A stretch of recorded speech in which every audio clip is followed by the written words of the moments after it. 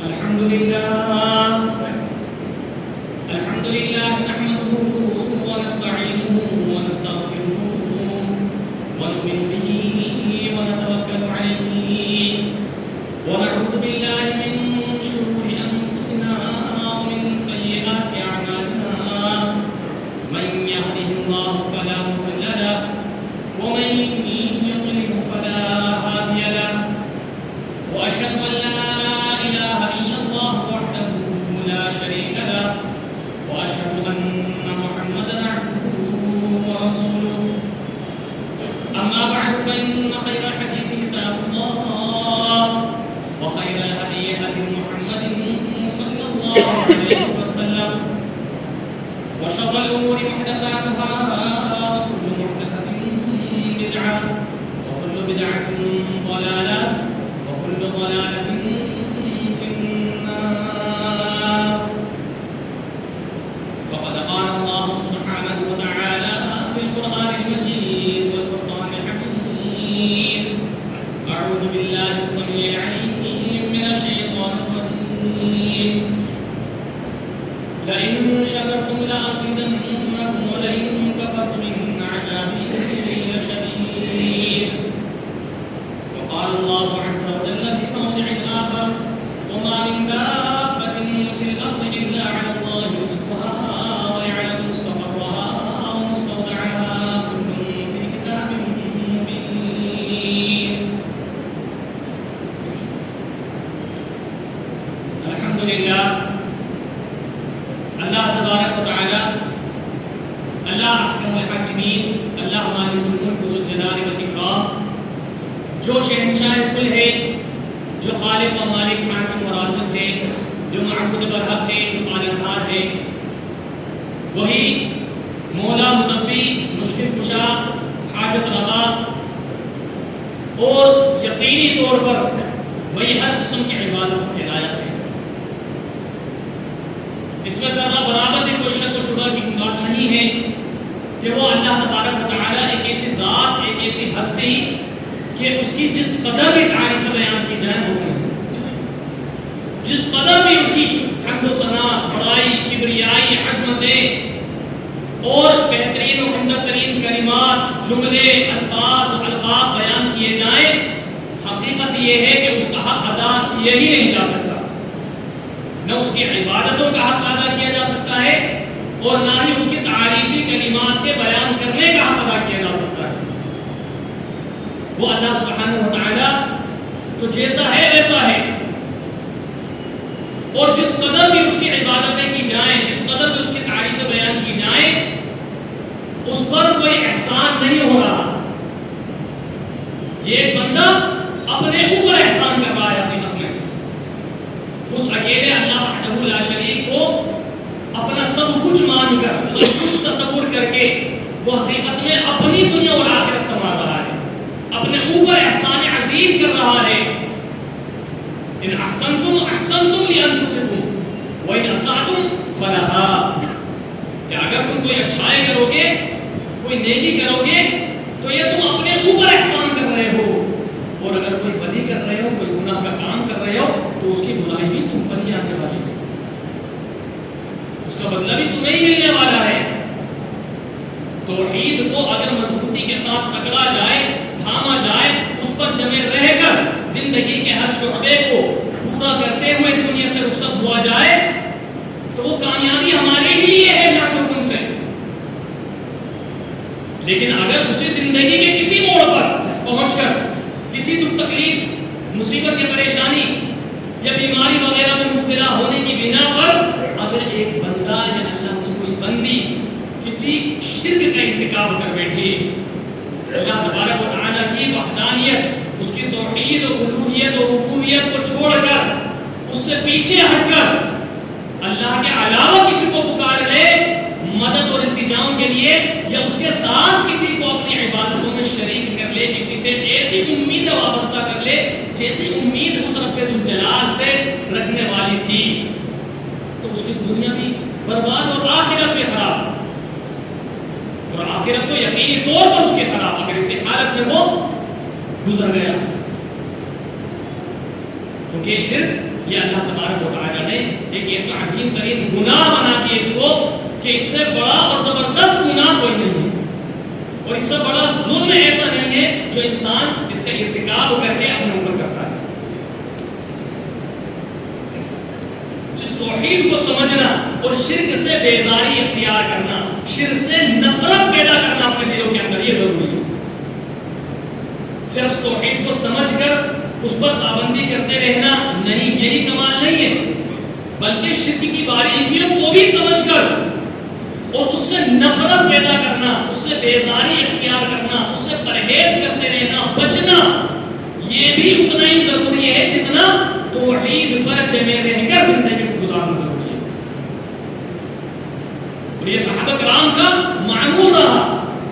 صحابہ کرام رضوان اللہ علیہم اجمعین، کئی صحابہ کے تعلق سے ہمیں ایسی مثالیں ملتی ہیں کتب احادیث کے اندر کہ وہ اللہ کے پیارے حبیب نبی کریم محمد رسول اللہ صلی اللہ علیہ وسلم سے آ کر کیا دریافت کیا کرتے تھے، جیسے حذیفہ بن یمان رضی اللہ تعالیٰ عنہ، ابو امامہ باہلی رضی اللہ تعالیٰ عنہ اور دیگر صحابہ کرام، وہ خود بیان کرتے ہیں کہ دوسرے صحابہ کرام آ کے اللہ کے نبی صلی اللہ علیہ وسلم سے اچھائیاں معلوم کیا کرتے تھے، نیکیوں کے بارے میں معلوم کیا کرتے تھے، توحید کے بارے میں سوال کیا کرتے تھے، اس کے فائدے معلوم کیا کرتے تھے۔ لیکن ہم لوگ جا کر اللہ کے نبی صلی اللہ علیہ وسلم سے ایسی چیزیں معلوم کیا کرتے تھے کہ جن سے بچنا ضروری ہو۔ شرک کے بارے میں، شرک کی باریکیوں کے بارے میں پوچھ رہے ہیں، جہنم میں لے جانے والے کون سے گناہ ہو سکتے ہیں ان کے بارے میں دریافت کر رہے ہیں، شر و فتنہ فساد کے زمانے میں ہمیں کیا کرنا ہے اس کے بارے میں معلوم کر رہے ہیں۔ اس طرح کی باتیں معلوم کرنا یہ بھی سنت سے ثابت ہے، یہ بھی صحابہ کرام کے معمولات کی زندگی میں ہمیں ملتا ہے۔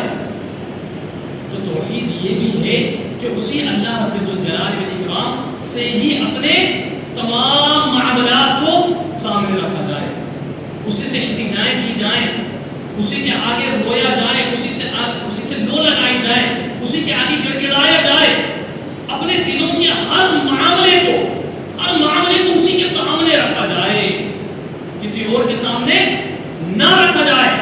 خاص طور سے اس امید ایک تو معاملہ ہوتا ہے جو اللہ تعالیٰ نے حکم دیا ہے وَشَاوِرْهُمْ فِي الْأَمْرِ، کہ اپنے معاملات میں ایک دوسرے سے مشورہ لو۔ اب اس میں بھی کیا ہوتا ہے کہ بندہ ہر دوسرے بندے سے مشورہ کرنا بیٹھ کر نہیں، اس میں بھی سمجھداری اور سنت طریقہ کیا ہے کہ کوئی ایسا علم والا، کوئی ایسا سمجھدار شخص، ایسا تجربے کار شخص جس کا اس تعلق سے گہرا علم ہو، اس سے مشورہ کرے۔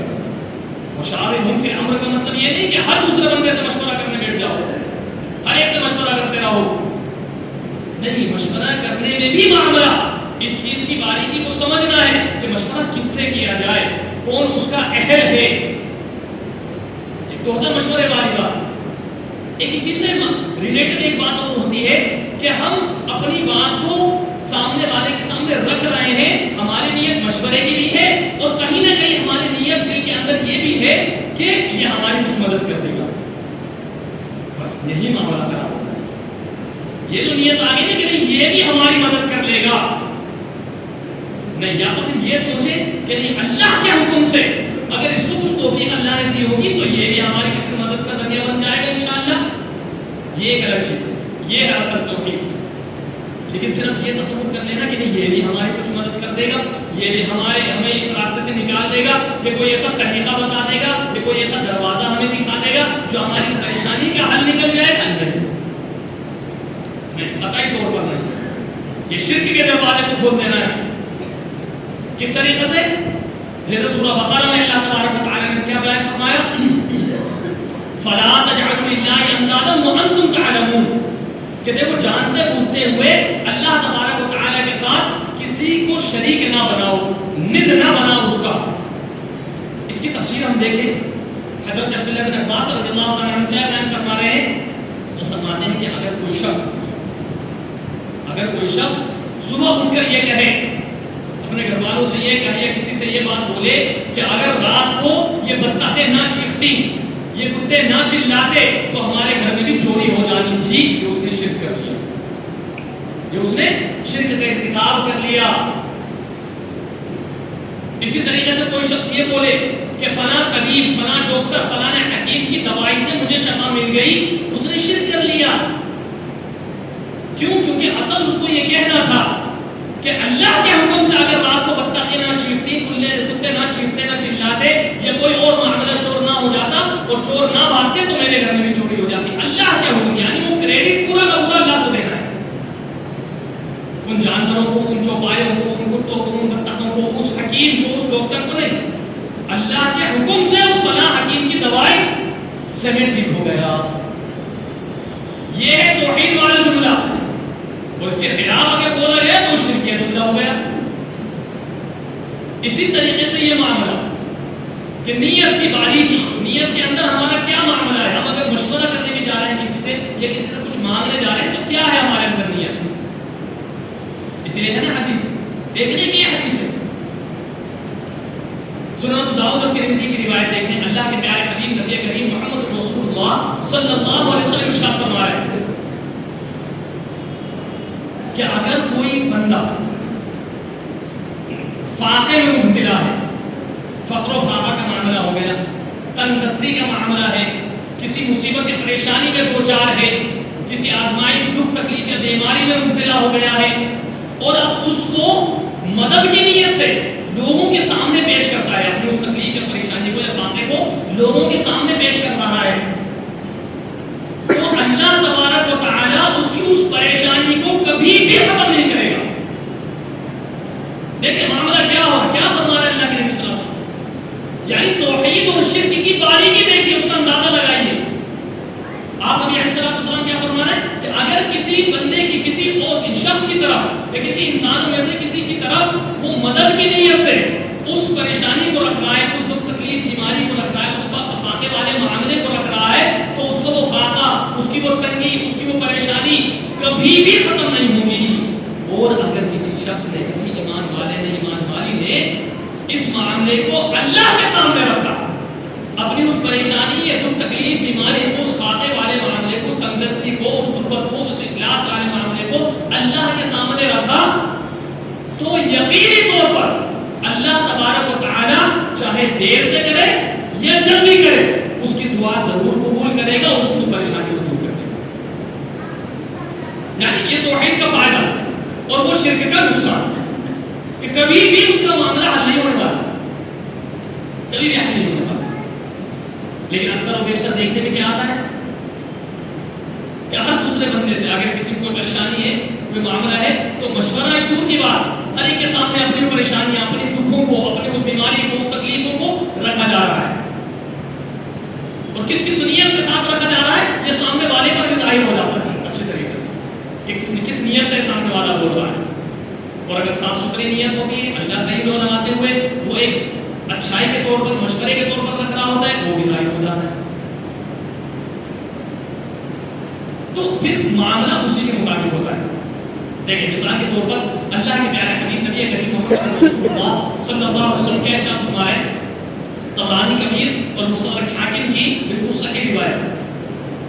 آپ حضرت عائشہ رضی اللہ عنہا بیان فرماتی ہیں کہ اللہ کے پیارے حبیب نبی کریم محمد رسول اللہ صلی اللہ علیہ وسلم نے ارشاد فرمایا کہ اگر کوئی شخص کسی بندے سے کوئی چیز مانگے، اس سے امیدیں رکھتے ہوئے، اس سے کوئی چیز، کسی چیز کا سوال کر لے، مانگ لے اس سے، اور وہ اس کو خوش دلی کے ساتھ نہ دے، اگر خوش دلی کے ساتھ دے دیتا ہے تو وہ اس کی دی ہوئی چیز وہ پھلے گی، پھولے گی، سرسبز و شاداب بھی ہوگی، اس میں برکتیں بھی ہوں گی. لیکن اگر دینے والا خوش دلی کے ساتھ نہ دے، جیسا ہوتا ہے نا کہ خوب چمٹ چمٹ کر مانگنے والے مانگ رہے ہوتے ہیں، ایک بار منع کر دیا، پھر دوبارہ ایک بار سمجھا دیا، اپنی صفائی دے دی، اپنی مجبوری بتا دی، پھر آ کے مانگ رہے ہیں، پھر دوبارہ، تیبارہ، ستارہ. تو ایسوں کے تعلق سے تو حکم بھی قرآن میں ہے موجود کہ ایسوں کو تو جھڑک دو، ختم کر دو، معاملہ دور کر دو، ان کو دینا ہی نہیں ہے، ان کو قریب بھی مت آنے دو، ایسے تو چمٹ چمٹ کر تم سے مانگنے والے ہو رہے ہیں. تو وہی معاملہ یہاں پر بتایا جا رہا ہے کہ اگر خوش دلی کے ساتھ نہیں دینے والا دے رہا تو اس میں برکت نہیں ہوگی کبھی. اسی لیے صحابہ کرام کا کیا معاملہ ہوا کرتا تھا، وہ اللہ تبارک و تعالی سے ہی مانگا کرتے تھے جو بھی مانگنا ہوتا تھا، کسی سے کچھ بھی نہیں مانگتے تھے. حضرت حضرت عبداللہ بن عمر رضی اللہ تعالیٰ عنہ کے ساتھ تعلق سے تو واضح حدیث ہمیں ملتی ہے. حضرت عبداللہ بن عمر بخاری مسلم کی روایت ہے, ان کے تعلق سے آتا ہے کہ اللہ کے پیارے حبیب نبی کریم محمد رسول اللہ صلی اللہ علیہ وسلم جب بھی ان کو کوئی چیز دیتے تھے نا, کوئی بھی چیز ان کو دیتے, کوئی تحفہ دیتے یا مال غنیمت میں سے کچھ بھی آتا اس میں سے ان کو دیتے, تو وہ کیا بولتے سب سے پہلے؟ اس کو قبول نہیں کرتے, پہلے یہ بولتے کہ اللہ کے نبی صلی اللہ علیہ وسلم آپ دیکھ لیجئے مجھے اس کی ضرورت نہیں ہے اتنی زیادہ, ہو سکتا ہے مجھ سے کوئی اور زیادہ ضرورت مند شخص اس کو دیکھ لیں, اس کو دے دیجئے, ہو سکتا ہے مجھ سے زیادہ ضرورت مند یعنی ضرورت ہے لیکن اس کے باوجود وہ وَيُؤْثِرُونَ عَلَىٰ أَنفُسِهِمْ وَلَوْ كَانَ بِهِمْ خَصَاصَةٌ کہ اپنے اوپر اپنے دوسرے بھائی کو ترجیح دے رہے ہیں, لیکن یہاں تو معاملہ کیا ہے کہ اپنا تو ہے ہی, دوسرے کا بھی مجھے مل جائے, اپنا تو ہے ہی, وہ تو ہم سیت کر بیٹھے ہوئے ہیں, دوسرے کا بھی ایسی چال بازیاں, ایسی مکاریاں, ایسی فریب کاریاں چل رہی ہیں دماغوں کے اندر اور منصوبہ بندی ہو رہی ہے, ایسی پلاننگز میں لگے ہوئے ہیں. ہم ایمان والا ہونے کے باوجود, پانچوں وقت کے نمازی ہونے کے باوجود, اللہ اس کے رسول کا کلمہ پڑھ لینے کے باوجود, توحید اور رسالت کا دعویٰ کر لینے کے باوجود, اس کو تسلیم اور قبول کر لینے کے باوجود ہمارے معاملات ایسے ہیں, اور ہم سب اچھی طرح سے اس چیز کو جانتے ہیں. اللہ رب العالمین ہم سب پر رحم فرمائے اور ہمارے معاملات کو درست فرمائے. ہم ایک دوسرے کے مالوں کو غبن کرنے میں لگے ہوئے, ناانصافیاں کرنے پر, ایک دوسرے کا ناحق مال کھانے پر لگے ہوئے ہیں, ایک دوسرے کی رشتہ داریوں کو جو آپس کے معاملات ہیں ان کی کوئی ہمیں پرواہ نہیں ہے. یہ بھی تو حقوق میں شامل ہے نا, جو ایک دوسرے کے صرف مال کا ہی حق نہیں ہے بلکہ حقوق ایک دوسرے کے یہ بھی ہیں, یہ بھی معاملات ہیں, تو ان کی ہمیں پرواہ نہیں ہے. وہ کہاں کے صحابہ کرام رضوان اللہ علیہم اجمعین اپنی ضرورت ہونے کے باوجود بھی اللہ کے نبی صلی اللہ علیہ وسلم کیا کہہ رہے ہیں کہ نہیں, ہو سکتا ہے مجھ سے کوئی اور زیادہ ضرورت مند ہو, اے اللہ کے نبی صلی اللہ علیہ وسلم آپ اس کو دے دیجئے. تو اللہ کے نبی صلی اللہ علیہ وسلم کیا فرما رہے ہیں ان کو کہ اے عمر کے بیٹے دیکھو, جب اللہ تبارک و تعالیٰ کی طرف سے کوئی بھی شخص تمہیں بغیر دل کی تمنا و خواہش کیے ہوئے, بغیر زبان سے مانگے ہوئے تمہیں کوئی تحفہ دیتا ہے تو اس کو قبول کرو, بغیر اندر کی خواہش. لیکن دو باتیں بتائی گئی ہیں یہاں پر, ایک تو اندر کی خواہش ہے اور ایک زبان سے کہہ دینا.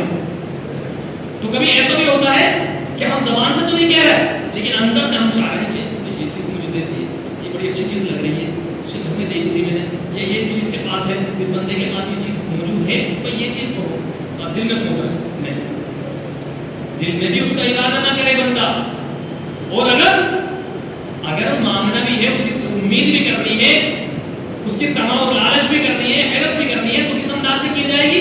شریعت کیا بتاتی ہے ہمیں کہ دل میں بھی اللہ سے بھی دعا کرے کہ اللہ تو ہر چیز پر قادر ہے, جیسے تو نے اس کو عطا کیا مجھے بھی عطا کر دے, جیسے تو اس کو دینے پر قادر ہے اسی طرح مجھے بھی تو دے سکتا ہے, مجھے بھی عطا کر دے. اب وہ اللہ تعالیٰ چاہے جس طریقے سے تم تک پہنچائے وہ چیز, وہ اللہ کا معاملہ ہے.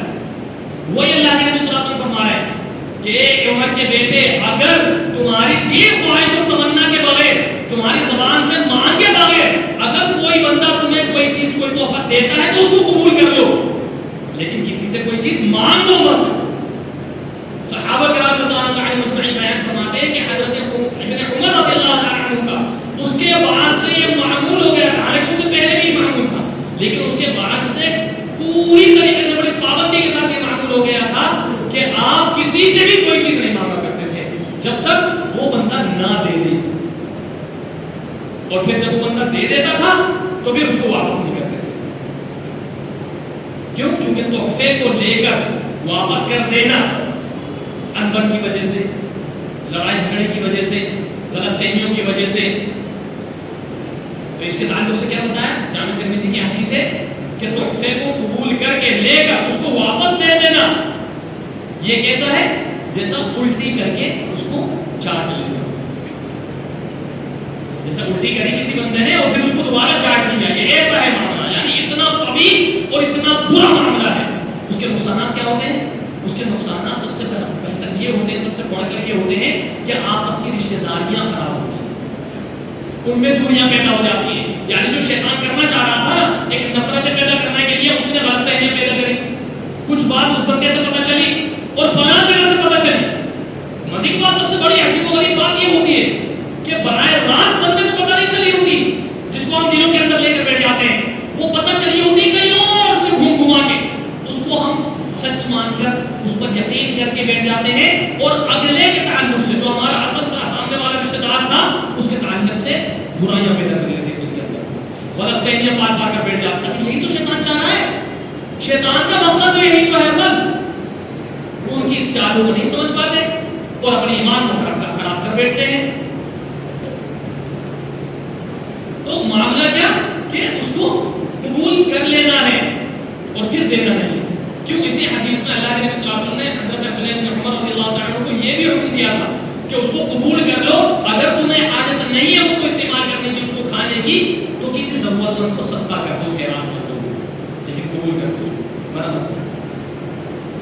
یہی موطا امام مالک وغیرہ کے اندر ہمیں حضرت عمر رضی اللہ تعالیٰ عنہ کے تعلق سے ملتا ہے کہ ایک مرتبہ اللہ کے نبی صلی اللہ علیہ وسلم نے کوئی تحفہ بھجوایا حضرت عمر رضی اللہ تعالیٰ عنہ کے پاس تو حضرت عمر رضی اللہ تعالیٰ عنہ نے اس کو قبول نہیں کیا اور واپس بھجوا دیا. اللہ کے نبی صلی اللہ علیہ وسلم نے بلوایا اور پوچھا کہ عمر کیا ہوا؟ اللہ کے نبی آپ سے تو ہم نے سنا ہے کہ کسی سے کوئی چیز مت لو صرف اللہ سے ہی مانگو. تو اللہ کے نبی نے فرمایا کہ اس کا یہ مطلب نہیں ہے بغیر تمہاری دلی تمنا کے اور بغیر مانگے اگر تمہیں کوئی چیز مل رہی ہے کوئی شخص دے رہا ہے تو اس کو قبول کر لو. ہاں مانگنا نہیں ہے کسی سے. تو ان کا بھی وہی معمول ہو گیا پابندی کے ساتھ اور سختی کے ساتھ اس کے بعد. لیکن اگر مانگ کر لیا جائے اس کو دوبارہ لیا جائے تو اس کا معاملہ کتنا خطرناک ہے. اس کی بھی ایک روایت ہم دیکھیں صحیح ابن حبان کی روایت. اللہ کے پیارے حبیب نبی کریم محمد رسول اللہ صلی اللہ علیہ وسلم کے پاس ایک غزوہ جب مکمل ہوا تو وہاں سے فتح یابی کے بعد مال غنیمت آیا. بیت المال کے اندر مال غنیمت جب آیا تو اس میں سے کافی صحابہ کرام لیتے رہے سامان. کوئی کچھ لے کر جا رہا ہے کسی کو کچھ دیا جا رہا ہے. کسی کو ایک شخص آیا تو اس نے کہا کہ مجھے دیجیے. تو ہر چیز آتی تھی مال غنیمت کے اندر. سونا چاندی بھی آیا کرتا تھا. تو اس کے حصے میں سونا آیا تو اللہ کے نبی صلی اللہ علیہ وسلم نے اس کو سونے کا ٹکڑا دے دیا. وہ پھر وہیں کھڑا رہا اور کہنے لگے اللہ کے نبی مجھے اور دیجیے. اللہ کے نبی اور دے دیا. پھر تیسری بار کہنے لگے اللہ کے نبی مجھے اور دے دیجیے. اللہ کے نبی صلی اللہ علیہ وسلم نے اور دے دیا اس کو. جب وہ چلا گیا تیسری بار 3 بار مانگ کے لے کر چلا گیا ہاتھ میں دبا کر بغل میں دبا کر کپڑے میں چھپا کر چلا گیا تو اللہ کے نبی صلی اللہ علیہ وسلم نے فرمایا کہ دیکھو میرے پاس ایک شخص آتا ہے اور مجھ سے مانگتا ہے میں اس کو دے دیتا ہوں. پھر مانگتا ہے پھر میں دے دیتا ہوں. پھر میں مانگتا ہے پھر میں دے دیتا ہوں. لیکن یہ میں نے خوش دلی کے ساتھ نہیں دیا. اس وجہ سے وہ بندہ اپنے بغل میں اپنے کپڑے میں جہنم کی آگ چھپا کر لے کر گیا ہے. ہمارے غنیمت لے کر نہیں گیا. یعنی وہ اس کے لیے بہت زیادہ وبال بن گیا. برکت تو اس میں ہونی نہیں ہے. وہ تو پہلے ہم نے سمجھ لیا. نہ پھلنا پھولنا اس سے ہوگا اس کا بلکہ اور عذاب کا سبب بن گیا. اچھا پھر اکثر و بیشتر کیا ہوتا ہے معاملہ کہ اس طرح کے معاملات اختیار کرنے والے اللہ تبارک و تعالیٰ سے مانگنے کے بجائے لوگوں سے جب مانگ رہے ہوتے ہیں لوگوں کے آگے ہاتھ پھیلا رہے ہوتے ہیں اور طرح طرح سے عجیب و غریب انداز اختیار کر کے لوگوں کے آگے سوالات رکھتے ہیں اپنے اور امیدیں رکھتے ہیں اور پھر اسی میں کیا کرتے ہیں اسی میں اللہ کا نام بھی لے دیتے ہیں اللہ کا واسطہ بھی دے دیتے ہیں. تو یہ ایک ایسا معاملہ ہے شریعت کے اندر جو بڑا خطرناک ہے. اگر بندہ اس کو سمجھ لے نا کہ اللہ کے نام سے مانگنا یعنی اللہ کا واسطہ دے کر خواہ مانگنا زبردستی پیچھے پڑ کر اور پھر اس میں اللہ کا واسطہ بھی دے دے بندہ کہ اللہ کے نام پر مجھے دے دو. اللہ کے واسطے میں تم سے ایک چیز مانگ رہا ہوں. اللہ کے واسطے تم یہ کام کر لو.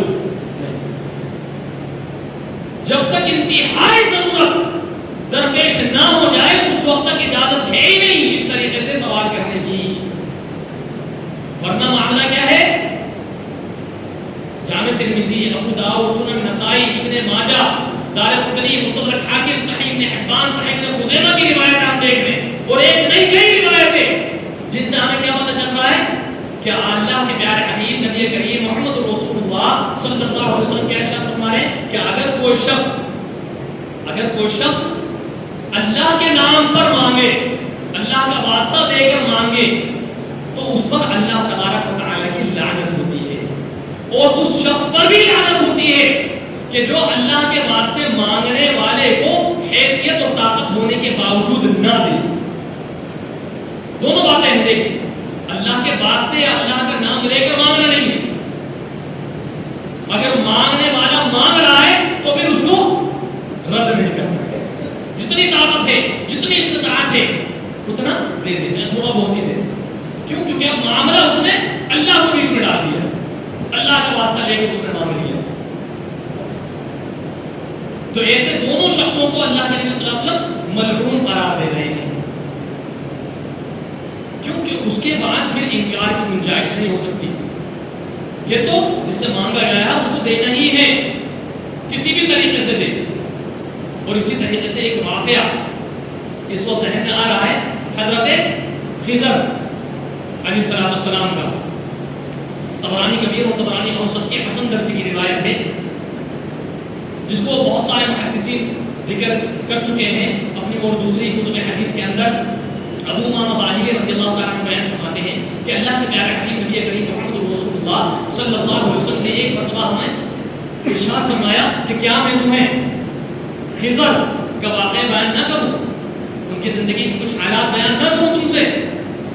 اچھا، پہلی چیز یہ سمجھ لیجئے کہ حضرت لقمان کے تعلق سے جو قرآن میں ذکر ہے، حضرت لقمان جن کے نام سے سورت بھی ہے، ان کے تعلق سے واضح حدیث ہے جس میں اللہ کے نبی صلی اللہ علیہ وسلم نے فرمایا کہ مجھے نہیں معلوم کہ وہ نبی تھے یا نہیں تھے، یعنی ان کے بارے میں کوئی وضاحت نہیں ہے کہ وہ نبی تھے یا نہیں تھے۔ اللہ کے نیک بندے تھے، حکیم تھے، حکمت بھری باتیں کیا کرتے تھے، یہ واضح ہے، لیکن وہ نبی تھے، رسول تھے یا نہیں تھے، یہ وضاحت ہمیں نہیں ملتی ہے، تو اس پر خاموشی اختیار کی جائے گی۔ حضرت خضر جن کو عربی میں خضر کہا جاتا ہے اور اردو میں عام طور پر خضر کہا جاتا ہے، ان کے تعلق سے اس حدیث میں بھی اور اس کے علاوہ اور دیگر حدیثوں میں بھی نبی ہونے کا معاملہ ثابت ہوتا ہے کہ وہ نبی تھے۔ اسی حدیث میں آخر آئے گے وہ الفاظ، صحابہ کرام نے فوراً کہا کہ ہاں ہمیں بتائیے، بالکل ضرور بتائیے۔ اللہ کے نبی صلی اللہ علیہ وسلم نے اس واقعے کو بیان کرنا شروع کیا کہ بنی اسرائیل کے اندر حضرت خضر علیہ السلام جب موجود تھے تو وہاں پر ایک دفعہ ایسا ہوا کہ وہ بازار میں جا رہے تھے، کہیں پر چلتے چلتے ایسے کسی جگہ پر پہنچے جہاں پر کچھ لوگ کھڑے تھے، تو وہیں پر ایک غلام شخص آیا، ایک غلام آیا اور آپ سے سوال کرنے لگا کہ مجھے کچھ صدقہ دے دیجیے، مجھے کچھ خیرات دے دیجیے۔ آپ نے کہا کہ میں اللہ رب العالمین پر ایمان لے کر آیا ہوں اور مجھے یہ بھی یقین ہے کہ اللہ جو چاہتا ہے وہی ہوتا ہے، اس کے حکم کے بغیر کچھ نہیں ہوتا۔ دیکھو میرے پاس ابھی کچھ بھی نہیں، میں تمہیں کچھ بھی نہیں دے سکتے اس وقت۔ اس نے ایک دو بار پھر کہا اور پھر اس کے بعد اس نے کیا کہہ دیا کہ میں اللہ کے واسطے، اللہ کے نام پر آپ سے کچھ مانگ رہا ہوں، کیونکہ مجھے آپ خوشحال لگ رہے ہیں، کپڑوں سے بھی اور چہرے مہرے سے بھی آپ خوشحال لگ رہے ہیں، اور مجھے امید ہے کہ آپ سے جو کچھ مجھے ملے گا اس میں برکت ہوگی، اس لیے اللہ کے واسطے مجھے کچھ دیجیے۔ حضرت خضر علیہ السلام نے کیا فرمایا کہ اچھا بھائی، اب تم نے اللہ تبارک و تعالیٰ کا نام لے کر مجھ سے سوال کر لیا ہے، اللہ کو بیچ میں ڈال دیا ہے، تو اب ایسا کرو، میرے پاس تو کچھ ہے ہی نہیں، میرے پاس تو کچھ ہے ہی نہیں میں تمہیں دے سکوں، تو ایسا کرو تم مجھے ہی لے جا کر بیچ دو، مجھے ہی لے جا کر بیچ دو تم، اور جو تمہیں ملے وہ اپنے پاس رکھ لینا، اس سے فائدہ حاصل کر لینا۔ ساتھ غلام کے گئے اور ایک جگہ اس غلام نے ان کو 400 درہم میں بیچ دیا، وہ غلام بن گئے، غلام بن گئے۔ اب اس بندے کے پاس رہ رہے ہیں، ایک لمبا وقت ہو گیا، وہ بندہ کچھ کام ہی نہیں لے رہا مجھ سے۔ ایک دن مجھ سے پوچھنے لگے کہ بھائی کیا معاملہ ہے، آپ نے کوئی چیز کوئی خوبی دیکھ کر ہی مجھے خریدا ہوگا بازار سے، 400 درہم آپ نے دیے ہیں تو کوئی وجہ ہوگی، آپ مجھ سے کام کیوں نہیں لیتے، مجھے کوئی کام کیوں نہیں بتاتے، مجھے صرف بٹھا رکھا ہے آپ نے کہ نہیں میں تمہیں کسی مشقت میں نہیں ڈالنا چاہ رہا، تم بوڑھے کمزور آدمی ہو، میں تمہیں محنت کا کام نہیں دے سکتا، نہیں مجھے کوئی پریشانی نہیں ہوگی، آپ بالکل بے جھجک بے فکر ہو کر آپ مجھے بتائیے کوئی بھی کام ہے، میں انشاءاللہ کروں گا اس کام کو۔ کہنے اچھا کھڑے ہو، یہ پتھروں کا ڈھیر ہے، بہت بڑا ڈھیر ہے، اور وہ ایسا ڈھیر تھا اللہ کے نبی صلی اللہ علیہ وسلم بیان فرما رہے ہیں کہ وہ ایسا ڈھیر تھا جس کو صبح سے شام تک 6 آدمی مل کر اس کام کو مکمل کر سکتے تھے. وہ اس اکیلے کو اس بندے نے حضرت خضر کو وہ کام سونپ دیا کہ یہ پہاڑوں پتھروں کا ڈھیر ہے, ان پتھروں کو اٹھا کر فلاں جگہ پہنچانا ہے, ان سارے پتھروں کو اٹھا کے فلاں جگہ پہنچانا ہے. میں ابھی تھوڑی دیر میں آتا ہوں. وہ کسی کام سے باہر گیا, تھوڑی دیر میں واپس آیا, اس نے دیکھا سارے پتھر اٹھا کر اپنی جگہ پہنچا دیے گئے. تھوڑا سا حیران بھی ہوا, پریشان بھی ہوا, لیکن اس نے آگے کر دی بات. پھر کچھ ہی 1-2 دن کے بعد اس کو سفر پہ جانا پڑ گیا. پھر ان سے کہنے لگا کہ نہیں, میں تمہیں بہت امانت دار اور امین سمجھتا ہوں, بڑے نیک انسان ہو تم, اللہ والے لگتے ہو, ایسا ہے میں سفر پہ جا رہا ہوں, میرے پیچھے تم میرے گھر کا خیال رکھنا, ذرا دھیان رکھنا ساری چیزوں کا. کہ اچھا چلیے ٹھیک ہے, وہ میں کر دوں گا, مجھے کچھ کام تو بتا کے جائیے کہ میں کیا کروں اور آپ کے پیچھے. کہ نہیں میں تمہیں مشقت میں نہیں ڈالنا چاہتا, نہیں میں کر دوں گا, آپ اس کی فکر مت کیجیے. کہ اچھا چلو یہ مٹی کا پہاڑ ہے, اس سے تم میرے آنے تک اس مٹی سے اینٹیں بنا کے رکھ لینا, کیونکہ مجھے مکان بنانا ہے اپنا. تم اس سے اس مٹی کے پہاڑ سے تم اینٹیں بنا کر رکھ لینا, میں کچھ دن میں بس آ رہا ہوں سفر سے, پھر اپنا مکان بنانا ہے مجھ کو. وہ کچھ ہی دنوں کے بعد جب واپس آیا تو اس نے دیکھا, کیا دیکھا, کہ وہ مکان ہی بنا کر تیار کر دیا, وہ مکان ہی بنا کر تیار کر دیا. اب فوراً وہ بولتا ہے, اس کو دیکھ کر فوراً وہ بولتا ہے, اے اللہ کے بندے, اللہ کے واسطے مجھے بتا دے تو کون ہے, اللہ کے واسطے تو بتا کون ہے, کہاں سے آیا ہے, کیا ہے تیرا معاملہ, اتنی جلدی یہ کام تو نے وہ کام بھی کر دیا, یہ کام بھی اتنی جلدی کر لیا, تو ہے کون, اللہ کے واسطے مجھے بتا. اب انہوں نے اپنا سر پکڑ لیا کہ اللہ کے واسطے سے ہی تو میں غلام بناؤں, اب پھر تم نے اللہ کا واسطہ دے کر مجھ سے سوال کر لیا, مجھ سے پوچھ لیا, اب تو مجھے بتانا نہیں پڑے گا. دیکھو معاملہ اس طرح سے ہے, ایک غلام مجھے راستے میں ملا تھا, میرے پاس کچھ بھی نہیں تھا, اس کے سوال کے جواب پورا کرنے کے لیے اس نے پھر اللہ کا واسطہ دے دیا, میں نے اپنے گردن اس کے سامنے پیش کر دی, اس نے مجھے بیچ دیا, میں تمہارا غلام بن گیا. اب پھر دوبارہ تم نے سوال کر لیا, تو حقیقت یہ ہے کہ میں خضر ہوں, اللہ کا نبی ہوں, میں اللہ کا بندہ ہوں, جس کے بارے میں تم نے سنا بھی ہوگا. اور معاملہ یہ ہے, اور میں تمہیں اس بات کی خبر دیتا ہوں کہ دیکھو, جب اللہ کے واسطے ایک تو سوال نہیں کرنا چاہیے. حضرت خضر علیہ السلام بتا رہے, خبر دے رہے ہیں کہ دیکھو میں تمہیں خبر دیتا ہوں کہ ایک تو اللہ کے واسطے سوال نہیں کرنا چاہیے, اور اگر سوال کر لیا جائے تو پھر اس کو پورا کرنا پڑے گا, اور پورا نہیں کیا جائے تو ایسا شخص قیامت کے دن اس حال میں اللہ کے سامنے کھڑا ہوگا کہ اس کی ہڈیوں پر صرف کھال چڑھی ہوئی ہوگی, کوئی گوشت نہیں ہوگا, اور وہ بے پناہ طریقے سے تکلیفوں میں مبتلا ہوگا. اتنا بتا دیا.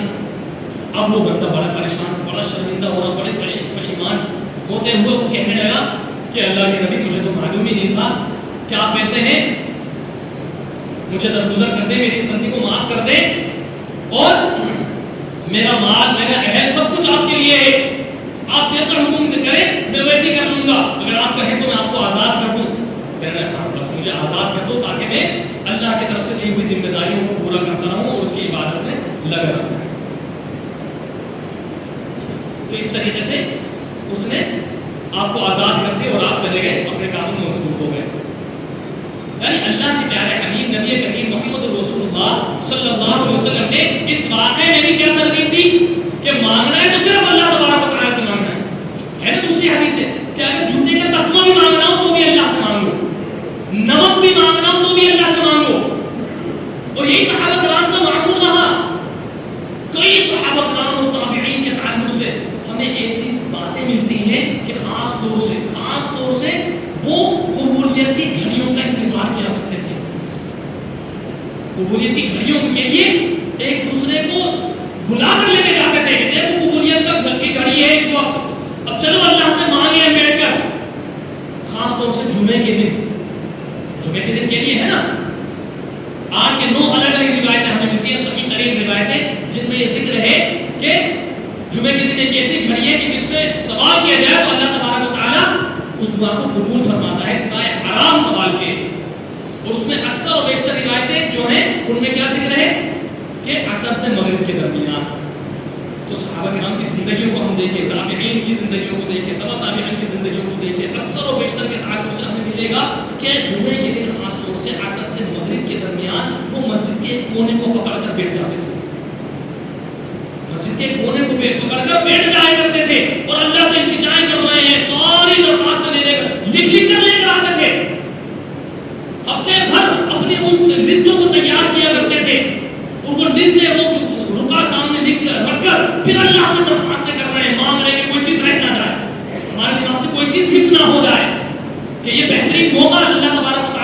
دیا ہے اس کو ہم پورا پورا کیش کرا لیں, پورا پورا اس سے فائدہ حاصل کر لیں.